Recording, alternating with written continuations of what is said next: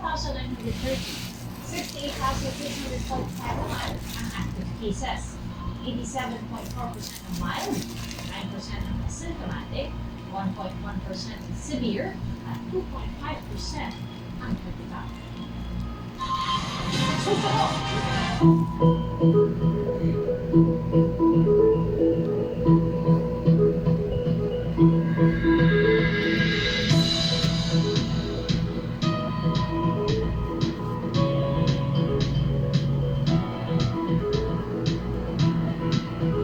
At magpapatupad ng mahigpit na 1 meter physical distancing sa mga pasahero sa lahat ng uri ng pampublikong sasakyan.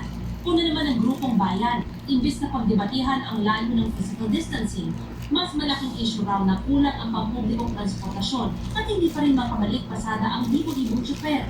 Pero ang mga bus driver, humihiling na bawasan ang required ng physical distancing. Lugin-lugi yung diesel namin sa kada ikot na butilin yung pasahero. Kawawa rin yung mga pasahero na nalilate pag kami sa sobrang.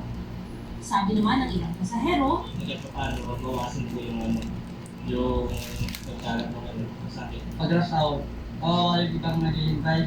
Yung mga pasahero rin na kailangan sumakay ng kagad, hindi makakasakay kasi mas maliit, mas compare sa sakay. Matt Gonzalez, nakatutok, 24 oras. After promotions. What is that? It's determined against going to be over 1 now. Yet I have not tested this match out yet, so I don't know. Fry my brain?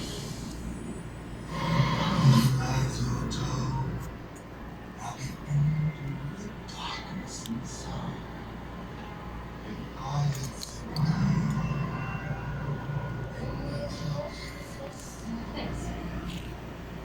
If you're insisting on coming, you can keep the chubby. Wait. I don't know how to open it.